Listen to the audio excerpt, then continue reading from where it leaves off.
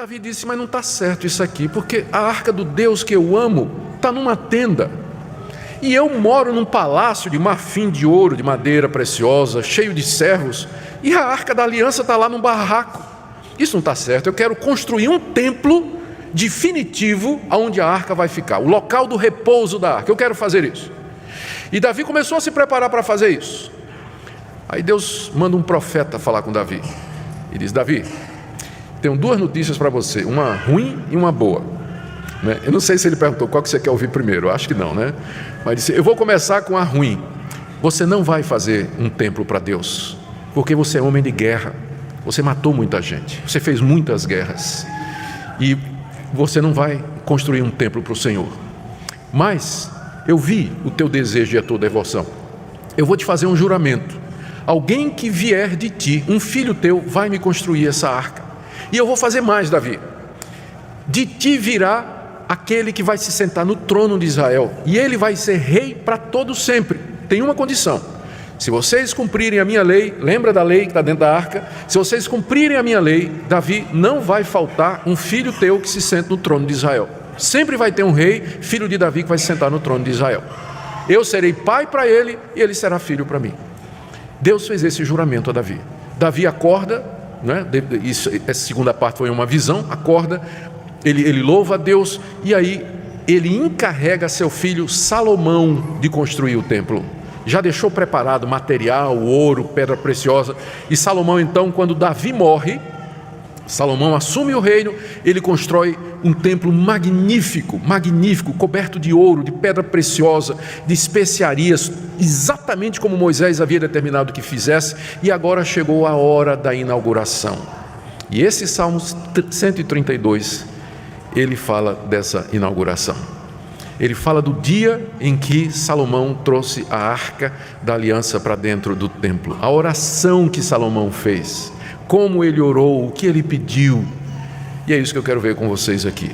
O meu objetivo é mostrar essa oração de Salomão como sendo uma oração pela prosperidade do povo de Deus. É uma oração em que se pede que Deus seja exaltado. É a oração de alguém que amava a Deus e que deveria ser a expressão do nosso coração, do desejo da nossa alma, que o profundo do nosso ser seja consumido por esse desejo ardente de ver a glória de Deus e a prosperidade do seu povo. Nós vamos começar então com a oração em si. Eu vou fazer diferente do que eu costumo fazer. Eu começo no verso 1 e vou trabalhando até o final. Mas agora nós vamos começar no meio do Salmo, onde tem a oração que Salomão fez naquele dia da inauguração. É o verso 8, 9 e 10, a oração de Salomão. Levanta-te, Senhor, entra no lugar do teu repouso, tu e a arca de tua fortaleza. Vistam-se de justiça os teus sacerdotes, exultem os teus fiéis. Por amor de Davi, teu servo, não desprezes o rosto do teu ungido. Essa oração você vai encontrar ela repetida no segundo livro das Crônicas, capítulo 6, 41 a 42. Lá mostra todos os detalhes do que estava acontecendo. Segundo livro das Crônicas, capítulo 6. A oração que aqui é a oração que Salomão está fazendo na hora que os sacerdotes vão trazer a arca para dentro do templo. Ele diz: levanta-te, Senhor, como se Deus estivesse esperando aquele momento, não é? Senhor, levanta-te, chegou a hora. Entra, ele pede 4 coisas. Primeiro, entra no lugar do teu repouso, tu e a arca da tua fortaleza. Então o templo que Salomão tinha feito era o lugar do repouso de Deus, porque Deus tinha andado de lugar em lugar. Lembra que a arca representava a presença de Deus. Onde a arca ia, Deus ia. Então a arca estava andando por Jerusalém, parava na fazenda de um, na fazenda de outro, ninguém sabia onde estava. Procura, cadê a arca? Está ali, está lá. Mas agora ele até um local definitivo. Por isso ele diz: Senhor, entra no local do teu repouso. Não é que Deus precisa de repouso, gente. Não é que Deus habita em locais feitos por mãos humanas, mas é a maneira de dizer que aquele local é o local onde as pessoas iriam buscar a Deus, onde Deus ouviria as orações, onde Deus se encontraria com o seu povo. Por isso ele diz: entra, Senhor, na casa que eu te preparei.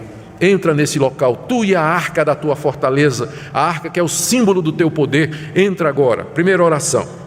Segunda está no verso 9: vistam-se de justiça os teus sacerdotes, que esses que vão ministrar ao Senhor, que vão ministrar o louvor, a adoração, que vão ensinar a palavra de Deus, que vão fazer os sacrifícios, que eles sejam vestidos não somente com aquelas vestes especiais que a lei de Moisés mandava, tinha que ser bordado assim, bordado acolá, tinha uma tiara dizendo santidade ao Senhor, as orlas da manga tinha coisa pendurada, no cinturão tinha coisa pendurada, havia toda uma especificação a respeito ou para as vestes do sacerdote. Mas Salomão ora assim: Senhor, que os teus sacerdotes estejam vestidos de justiça, que eles sejam pessoas justas, santas diante de ti, para poder ministrar ao Senhor o culto do qual o Senhor é digno. Terceira oração, final do verso 9: que exultem os teus fiéis, ou seja, que aqueles que estão aqui nesse momento, que te amam, que são fiéis a ti, eles exultem, eles fiquem cheios de alegria com a chegada do Senhor no templo, com a entrada do Senhor no templo, porque é isso que importa. Se o Senhor não estiver no templo,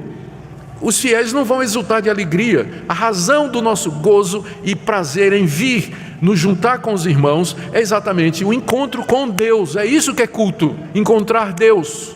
Entra, Senhor, e aí que os fiéis se alegrem, porque quando o Senhor entra, os fiéis se alegram com a tua presença. E a última coisa, verso 10, quarto pedido: por amor de Davi teu servo, não desprezes o rosto do teu ungido. Por amor de Davi, aquele a quem o Senhor fez o juramento e a promessa, não despreze o rei, o teu ungido. Ungido aqui é o rei. O rei era ungido por um profeta para ser rei de Israel. E no caso, Salomão está pedindo por ele mesmo: não vires o rosto para mim, não desprezes o meu rosto, não tire de mim a tua graça. Eu preciso de ti para governar esse povo, fica comigo. 4 pedidos: Senhor, entra no templo. Segundo, sacerdotes, pratiquem e vivam a justiça. Terceiro, povo de Deus, se alegre com a presença de Deus no culto. E quarto, Senhor, não despreza o teu ungido. A palavra ungido, lembra, em hebraico é o Messias. Não desprezes o teu ungido, o Messias. Salomão é tipo de Jesus Cristo, a gente sabe disso, não é? Então não vire o rosto do teu ungido. Essa é a oração.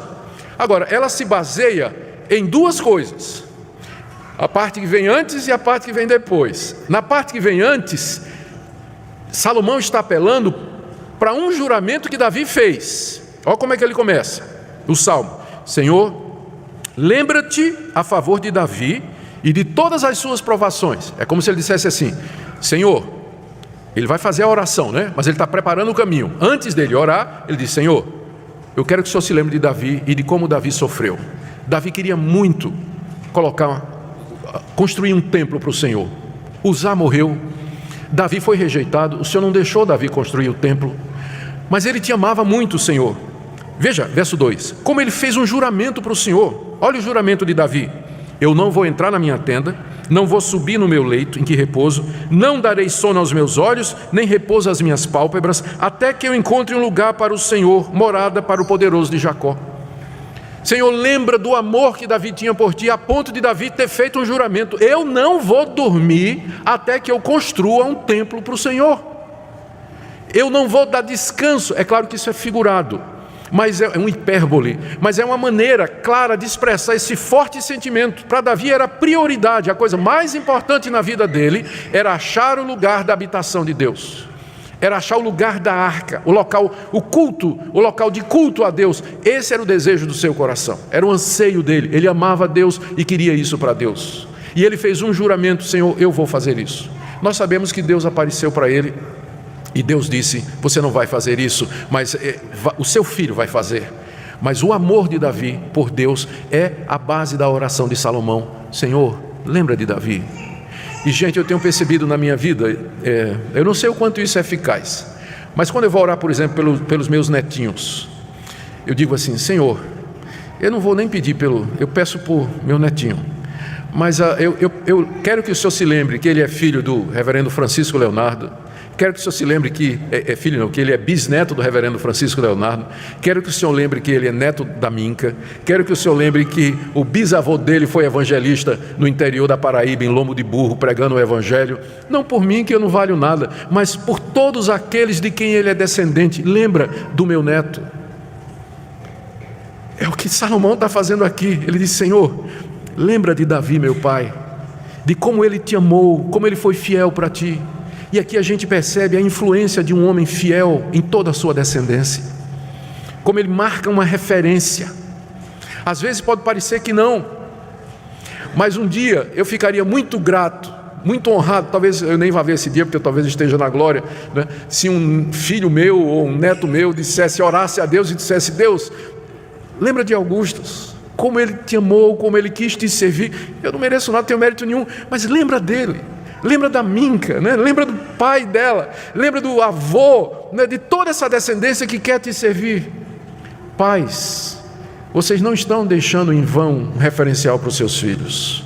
Prover a Deus que um dia seus filhos possam dizer: Senhor, atenda a minha oração, não por minha causa, mas por causa do meu pai. Lembra do meu pai, de como ele te amava, da minha mãe, como ela orou por mim, como ela pediu por mim, como ela intercedia por mim. Essa é a base da oração de Davi. Ele começa, de Salomão começa dizendo: Senhor, lembra de Davi, meu pai. E aí ele faz as orações em seguida. Depois de fazer a oração, Salomão agora lembra do juramento de Deus a Davi. Na primeira parte é o juramento de Davi para Deus, né? Agora ele lembra do juramento de Deus para Davi, quando Deus apareceu a Davi e disse: você não vai construir, mas o teu filho vai. E Deus fez várias promessas. E aqui, do verso 11 em diante até o verso 12, nós temos a recapitulação da promessa. Essa promessa está no segundo livro de Samuel, capítulo 7, de 12 a 16. O Senhor jurou a Davi com firme juramento, e dele não se apartará. O Senhor não vai se apartar desse juramento. Qual é o juramento? Um rebento da tua carne, quer dizer, um filho teu, farei subir para o trono. Se os teus filhos guardarem a minha aliança e o testemunho que eu lhes ensinar, também os seus filhos se assentarão para sempre no teu trono. Está aqui o juramento que Deus fez a Davi naquela ocasião. Davi, um de vocês vai construir o templo, um de teus filhos, mas eu vou fazer mais do que isso. Eu vou te dar para sempre o reino de Israel. Um filho teu sempre estará sentado no reino de Israel, se andarem de acordo com os meus caminhos. Verso 12, se os teus filhos guardarem a minha aliança. Esse foi o juramento que Deus fez a Davi. É claro que o que Deus tinha em mente aqui era o filho de Davi, porque Salomão, depois de tudo isso, pisou na bola, ficou velho, casou com mulheres que não eram tementes a Deus, passou a adorar os deuses dessas mulheres. Salomão se desviou no fim da vida dele. O filho dele, Roboão, foi um insensato. Quando assumiu o trono, dividiu o reino. Ele ficou com o reino do sul, que era o reino de Judá, e o reino do norte ficou com capital em Samaria, com Jeroboão. A primeira coisa que eles fizeram quando se separaram foi construir um templo em Samaria e colocaram 2 bezerros de ouro. E disseram: esses são os deuses que nos tiraram da terra do Egito. E aí entraram na idolatria, esqueceram de Deus, os filhos de Davi, a descendência de Davi. Depois de Roboão veio outro Deus insensato, rei insensato, reis que quebraram a aliança, até que finalmente Deus cansou e Deus os expulsou da terra prometida, e foi ali que a arca se perdeu. Nós não sabemos mais onde está a arca. Ela foi embora com o desterro babilônico, não é? Como se a presença e a glória de Deus tivesse saído da nação de Israel. Mas olhando para nós hoje, olhando para a história, a gente vê a fidelidade de Deus no cumprimento dessas promessas, porque de Davi veio aquele que se assentou no trono de Israel completamente. Jesus de Nazaré, filho de Davi, morreu pelos nossos pecados, ressuscitou dos mortos e sentou no trono do universo à direita de Deus. Ele é chamado na Bíblia constantemente a raiz de Davi, o descendente de Davi, aquele a quem foi feitas as promessas. Veja a continuação, do verso 13 até o verso 18, Deus diz: eu vou escolher esse lugar como sendo o local da minha habitação.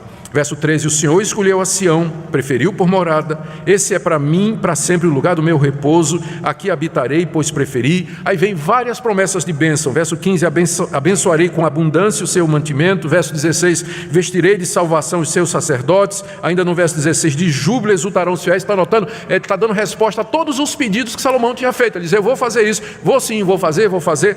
Verso 17, ali em Sião, no templo, farei brotar a força de Davi. Verso 18, cobrirei de vexame os seus inimigos, e sobre ele florescerá a sua coroa. Ou seja, tudo aquilo que Salomão pediu, Deus está dizendo: eu vou fazer, eu vou fazer, eu vou fazer, eu vou fazer.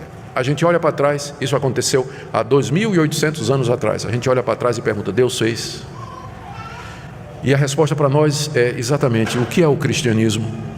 O cristianismo é o cumprimento de todas estas promessas na pessoa de Jesus de Nazaré. Deus entra no teu templo. Jesus Cristo é o templo de Deus. Veja o que o apóstolo Paulo diz em Colossenses: em Cristo habita plenamente, habita completamente a plenitude da divindade. O templo era uma figura de Jesus Cristo, em quem Deus habitou completamente. E nós, unidos a Cristo, somos agora a habitação de Deus. Deus não tem mais um lugar físico como esse, onde Ele habita. Ele habita naqueles que estão ligados a Jesus Cristo, que é aquele a quem o templo representava. A arca era símbolo da aliança entre Deus e o seu povo. Nós não precisamos da arca, ela até desapareceu, a gente nem sabe mais onde ela está. Mas ela é simbolizada na aliança que Deus tem com o seu povo, firmada em promessas maiores e selada no sangue de Jesus e não no sangue de animais que eram derramados no topo daquela arca uma vez por ano. Os sacerdotes, Deus não tem mais sacerdotes. O povo de Deus é sacerdote. Nós ministramos a Deus, nos aproximamos diretamente de Deus, não mais oferecendo sacrifícios, mas com base no sacrifício completo de Cristo Jesus, por meio de quem nós temos acesso direto a Deus. Quando nós nos reunimos aqui, nós só podemos fazer o que nós estamos fazendo, porque tudo que foi dito nesse salmo se cumpriu. Deus entrou no seu templo, seus sacerdotes se vestiram de justiça, o povo se alegrou, a arca entrou no seu repouso, Deus escolheu Sião e Deus prometeu abençoar, e da descendência de Davi veio aquele que se sentou não só no trono de Israel, mas no trono do universo. Você não pode ser cristão e ignorar que o cristianismo está baseado em atos salvadores de Deus na história. O cristianismo é uma fé histórica, ela se baseia em fatos, em atos. Se esses fatos e atos, eles não existiram, a nossa fé é vã. Nós estamos vivendo uma ilusão e é melhor todo mundo ir embora, se isso aqui não for verdade. E o fato mais importante de todos é a ressurreição do filho de Davi. Eu quero terminar essa parte, antes de fazer a aplicação, lendo o que disse o apóstolo Pedro no dia de Pentecostes.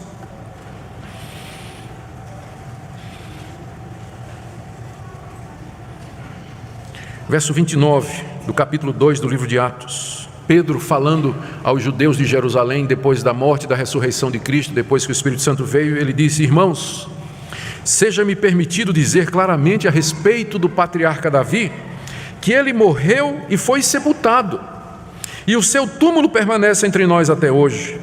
Sendo, pois, profeta, e sabendo que Deus lhe havia jurado que um dos seus descendentes se assentaria no seu trono, aqui Pedro está lembrando aquele juramento, não é? Davi era profeta, e sabendo do juramento que Deus fez de que um descendente haveria de se sentar no trono para sempre. Agora veja o verso 31. Prevendo isso, referiu-se à ressurreição de Cristo. A ressurreição de Cristo é o cumprimento daquela promessa que Deus fez a Davi. Um descendente teu vai se sentar no trono de Israel para todo sempre. E ele sentou-se no trono de Israel. Ele reina, Jesus reina, mas não somente sentado no trono de Israel, mas no trono do universo. É isso que é o cristianismo. É a conscientização de que Deus cumpriu as suas promessas. É o cumprimento, o desenvolvimento, o desabrochar de toda essa história, tendo como clímax a vinda de Jesus Cristo ao mundo. E o que é que nos compete hoje, como cristãos, como pessoas que creem nessa história, pessoas que creem nesses fatos? O Salmo já nos indica. Primeiro, nós nos reunimos para adorar esse Deus, para dizer a esse Deus: tu és fiel, tu cumpriste todas as tuas promessas. Segundo, esse salmo nos ensina a orar pela prosperidade da igreja, do povo de Deus, assim como Salomão estava orando. Senhor, lembra de Davi, das promessas que o Senhor fez para ele. Senhor, cobre os teus sacerdotes de salvação. Senhor, vem habitar entre nós, faz o teu povo se alegrar. Salomão amava a Deus e queria o bem da igreja dele. Nós nos reunimos para isso, porque somos parte desse povo, e nós oramos e pedimos que Deus cumpra todas as suas promessas entre nós. Há também uma terceira aplicação que nós percebemos aqui. Não fora o descendente de Davi, Jesus Cristo, ter realizado o sacrifício completo e perfeito, nenhum de nós poderia chegar na presença de Deus para adorá-lo, porque a promessa ela era condicional. Se os teus filhos andarem nos meus mandamentos, eu cumprirei todas as promessas. Um deles cumpriu. Jesus de Nazaré cumpriu exatamente a lei, aquela lei que estava dentro da arca. Ele guardou toda ela, não quebrou um único mandamento daquele. Portanto, a promessa agora é segura e nós podemos nos chegar a Deus hoje e adorá-lo e servi-lo de todo o coração.